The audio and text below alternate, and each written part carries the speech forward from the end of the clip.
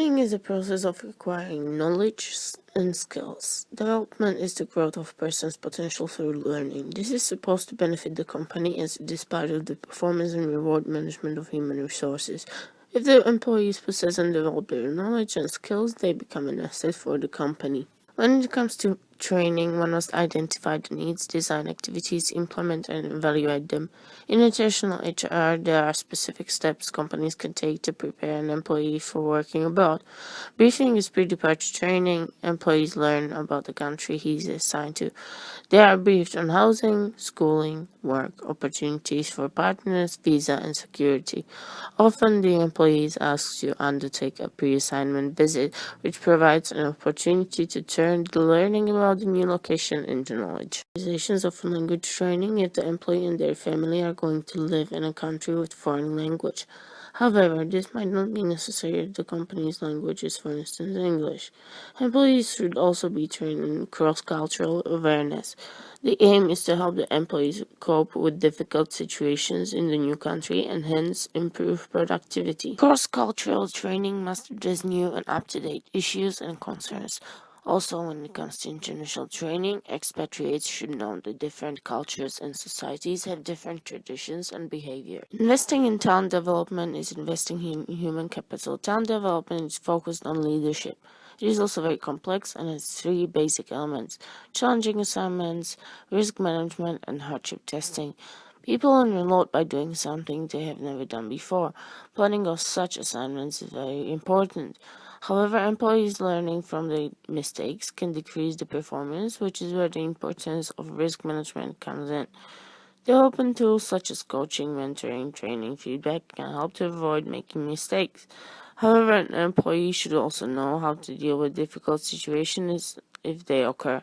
Experiencing the hardship, he or she learns how to manage situations outside their comfort zone. For instance, sending an employee on an international assignment can be seen as management development. Knowledge is a key ingredient of products and services. Every company wants to do its best. The difference in success can be based on obtaining information through training and development, turning it into knowledge, and then applying it to production. Complexities of managing performance in an enemy's variously globally distributed facilities include many factors such as diversity in cultures, production and operations, geographical dispersal, and varieties of modes of operations. All of these combine to make performance management processes that are locally relevant and at the same time globally applicable a major challenge for enemies. Another challenge that faces an enemy is the compensation package offered to the employee. Perceived financial benefits, along with the potential of career progression, are often important motives for accepting the posting. If these expectations are not realised, then the level of motivation and commitment often decreases dramatically, which in turn affects the performance of both the employee and the efficiency of the subsidiary.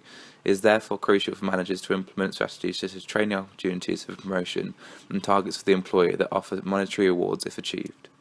It is also important to mention that in some cultures the process between employees and managers do not often occur or indeed at all. Managers in some countries such as China are not comfortable with appraisals with individual employees and often have team targets instead. Strategies used in the UK will not necessarily work elsewhere. One solution could be to completely localise the way performance is managed, with individual floor managers, for example, reporting to the GM rather than conducting appraisals. Expatriates should be trained to expect these cross-cultural differences, enabling them to adapt to new working environments. To summarise, technical competence is a necessary but not sufficient condition for successful international performance. Cross-cultural interpersonal skills, sensitivity to foreign norms and values, and easy adaptation to unfamiliar environments are the key requirements for an enemy will require in a manager. The added challenge for the enemy is the effective management and appraisal of performance across all of the enemy's operations so that the company's global success can be maintained. Rewards are termed as compensation or remuneration. It is largely seen in terms of wages or pay. Modern reward management extends far beyond pay because it recognises much wider financial and non-financial rewards than, when combined, produce a total reward package for employers, as it can raise their employability skills and career prospects. As a consideration for the total remuneration package for expatriates, general managers and senior managers are to retain these individuals and the options moving around these international staff. Expensity theory suggests that individuals are motivated to perform at a high level for their organisations where they feel their efforts will be recognised and rewarded, and that the rewards offered will be valued by the individuals concerned. Reward is made up of tangible and intangible components as captured in the following definition. Reward refers to all the monetary, non-monetary, and psychological payments that an organisation provides for its employees in exchange for the work that they perform. Extrinsic training links paid learning and it's more focused on the employee rather than the position. A core assumption is that higher learning will in time impact upon personal development and job performance. This is supported by empirical evidence that skills-based pay does associate with employees maintaining and acquiring skills. Rewards are often for employees who constantly overachieve targets set by the organisation, such as low-cost childcare vouchers, gym memberships, and company car or travel costs met, and monetary rewards such as bonuses and shares in the company. International HR departments and global businesses have to carefully arrange expatriate contracts in line with specific training that may be required, talent management for the employee, providing knowledge of the company, operations of the new environment, and cultural differences that may occur. When an employee relocates internationally, they will need a clear structure of what they are working towards to enable productive performance management and rewards. Meet Sarah. Sarah graduated from the University of West London at the age of 22. She completed a BA Honours degree in Hospitality Management. During her studies, Sarah took a sandwich year and completed an internship at the Hilton Orlando. Students are an important source of labour for the hospitality industry, as studies suggest that half of bar staff and 3/4 of waiting staff are full-time students. After Sarah's graduation, she was accepted into the Hilton Elevator Programme. This is a competitive scheme, but due to her previous training within the company and a positive feedback from her work, she had an advantage when applying. Sarah spent her first 9 months of the graduate scheme working at the Hilton Park Lane, London. Here she was cross-trained between food and beverage, housekeeping, front office, finance and the HR departments. Progressive organisations usually rotate new recruits through various functions to give them appreciation for other positions, develop additional skills and have the flexibility to exercise them. The second half of Sarah's graduate scheme was completed in the Hilton Dubai. It is important for Sarah to work internationally as different host countries offer different levels of training.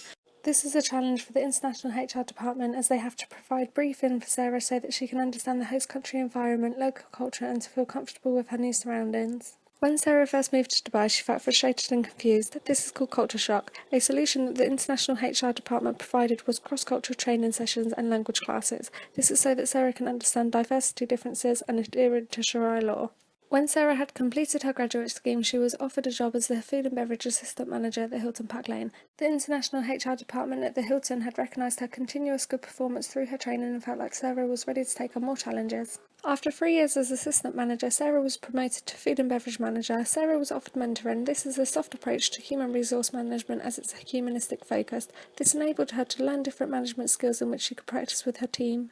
The promotion gave Sarah more employees to overlook, development of her team and performance management. This may have been a risk for the Hilton as it's more responsibilities for Sarah, but luckily she progressed quickly. After 3 years as food and beverage manager, Sarah feels she is not progressing with her work and becomes frustrated. A solution that the international HR department put forward was to offer Sarah an intrinsic reward. This was to promote Sarah's personal growth, and due to her loyalty at the Hilton, they offer her a part-time master's degree in business administration at the Hilton University. This is also a retention strategy to preserve Sarah's talent within the organisation. This could have been a risk for the company, as Sarah could have left the Hilton after completion of the course, but the HR department created a contract in which she had to adhere to, which stated that she had to stay with the company for at least another 5 more years. A job opening for general manager at the Hilton, Singapore arises, in which Sarah takes as she has a strong understanding of the company goals. Clear challenges that face the international HR department at this stage are culture shock, location issues, health and safety, accommodation, preparation for Sarah to be locally responsive and to understand the norms of her new environment. A solution that was provided by the international HR department was coaching for Sarah, which targeted factors such as Singaporean cultural norms and language sessions. For some people, coaching may not work or be prolific, but fortunately Sarah found this useful to progress with her career.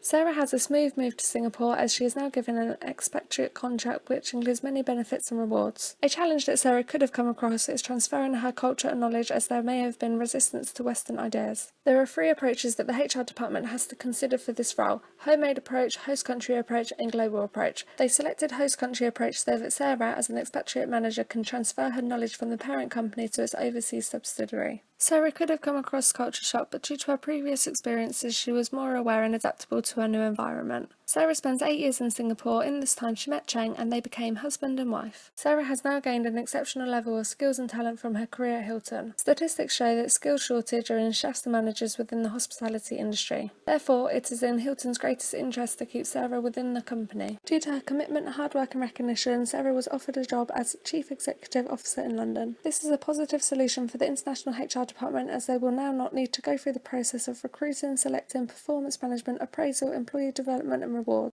A retention strategy that was implied for Sarah by the international HR department was the invitation for Cheng to also come and work for the Hilton UK. This is to create employee engagement for Sarah, but is a challenge for the international HR department, as they will now need to look after Sarah and Cheng. This includes factors such as visas, complying with UK and EU laws and legislations, and offering Cheng briefing and coaching for cultural awareness. This is an extra expense for the company, but as Sarah is a valued asset, the International Human Resource Department make this ethical decision. Sarah is one of few female CEOs at the Hilton Worldwide. To enable gender diversity within the management team, Sarah has been offered more benefits such as flexible working hours and childcare options for when she is ready to start a family. Luckily, Sarah has had a smooth and exciting career path due to her continuous strong performance in which the International HR Department has catered well for. This is not always the case, as many issues can arise when relocating staff internationally, such as language barriers, geographical distance and ethnical differences.